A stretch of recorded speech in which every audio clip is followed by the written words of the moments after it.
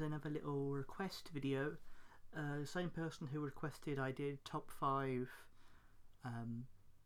music people, top 5 albums, also said could you do top 5 TV series.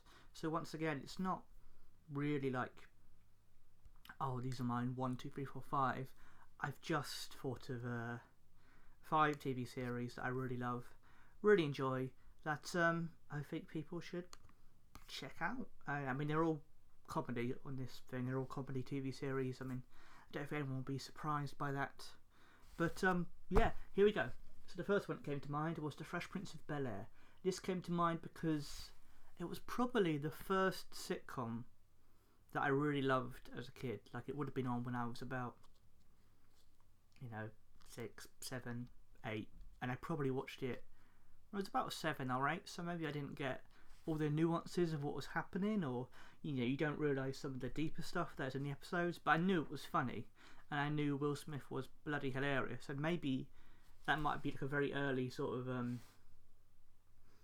influence, or a very early thing that made me go, yeah, I want to be like that guy because he was so funny. And so I mean, he wasn't the only funny character, all the characters were really funny, but his performance was incredible, and it was just a fantastic show, and I loved it. So The Fresh Prince of Bel-Air was a very formative experience for me watching it. So yep, that would be on the list.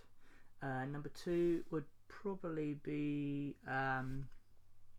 Blackadder, because again, I watched it very early on when I was very young, and I used to watch it with my brother a lot, and we really enjoyed watching it together, so it kind of reminds me of him. And one of my best friends, it was one of his favourite TV shows as well, so it also reminds me of him, and it's really nice, like proper sort of, I say proper, you know what I mean, it's kind of like quintessentially British humour, and it's just dark in places but very funny, very well written, and yeah, fantastic show. The next one is Detectorists, which is a TV show that my girlfriend actually worked on, and it's beautiful. It's just beautiful television, beautiful storytelling, and yeah, just a lovely, lovely show. Very, very funny, sort of gentle humour, really, I guess, but just so deftly written, and yeah, it's so nice. It's not trying to be big or bombastic or in your face. It's just, I guess it's kind of like the comedy. I like lots of different styles of comedy, but it's kind of comedy I write where the writing sells itself. It's not oversold, it's not in your face, it's not hammed up. It's just like, this is funny, but in a way that's not pressuring you. It's not in your face. So yeah, Detectorists, that was number 3. Number 4 would be Red Dwarf, again because I used to watch it with my brother, so I have nice fond memories of watching it with him. I actually watched it for the first time with my first girlfriend back in 2012, so it also kind of reminds me of her, and she loved it. So it's kind of like, there's a bit of like a nostalgic tinge in my head when I watch it, but aside from like sentimental value, it's just an excellent sitcom. I really, really do think that the chemistry between the 4 characters, Lister and Rimmer in particular, is amazing. And for its time, in the 80s, to have Craig Charles as the main character, I suppose, it's kind of incredible that they picked up this guy who I don't think he even went to the audition to be Lister. I think he went to be Rimmer, possibly. I might have misremembered that, I don't know. But yeah, Red Dwarf, fantastic.